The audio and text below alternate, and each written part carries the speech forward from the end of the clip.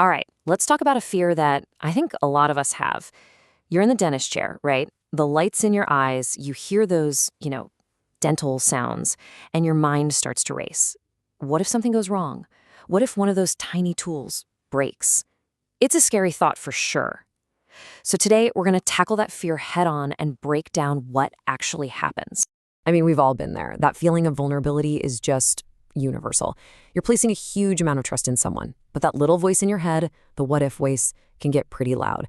So what we're going to do right now is turn the volume down on that voice by replacing that fear with some cold, hard facts pulled right from the clinical protocols. So there's actually a technical name for this, instrument separation. And I want you to focus on a couple of words here. Occasional complication. This isn't some freak accident that nobody's ever seen before. No, it's a known, though not super common, possibility, especially in tricky procedures like a root canal. And the most important part? Because it's known, dentists are specifically trained on how to deal with it.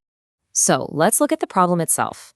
When a tiny piece of a tool, a file, separates inside those super narrow, winding canals of a tooth root, yeah, it sounds pretty alarming. It's totally natural to think, oh no, this is a total failure. But here's the very first thing you need to know, and it's super reassuring. Because this is a recognized complication, there's no panic. There's a plan. A calm, methodical, step-by-step protocol kicks right in, and it's designed from the ground up for patient safety and, of course, the success of the treatment. And that's because safety is literally built in from the very start. First off, every instrument is completely sterile, so you don't have to worry about infection from the tool itself. But even more important is that they're made of what we call biocompatible materials. That's just a fancy way of saying your body doesn't see it as some harmful foreign invader. The fragment itself is basically harmless and safe. Okay, so let's get to the solution. Knowing the little fragment is made of safe material is one thing, but what does the dentist actually do? Well, this is where that clinical protocol gives them a very clear roadmap to follow. And here's that step-by-step process, laid out nice and clear. First, the dentist is going to try to get the fragment out or just work around it. If that's not possible, or if trying to get it out would be risky, they move to the next step. They clean everything they can reach, and then they seal up the rest of the canal with a safe, biocompatible filler. And look at step 4. This is a big one. You are always informed. Being transparent about what happened is a key part of the professional standard. All right, now we're getting to what I think is the most important part of this whole explainer.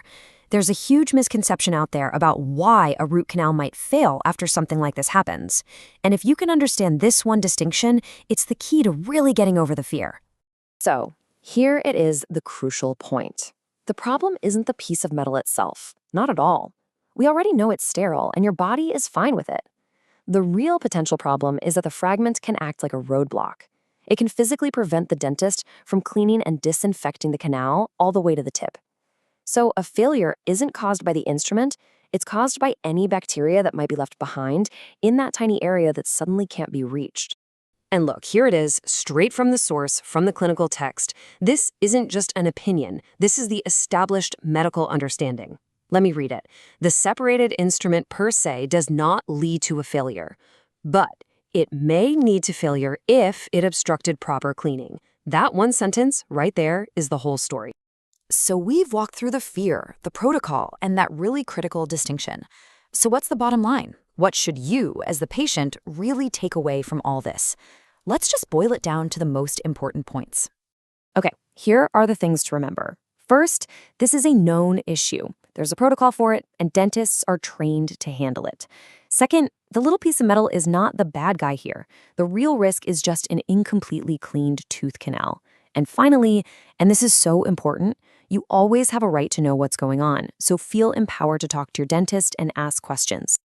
At the end of the day, knowledge really is the best medicine for fear. When you understand that what feels like a random, scary accident is actually a well-understood clinical situation with a clear safety-first plan, well, it just makes that vulnerable feeling in the chair a little more manageable, doesn't it?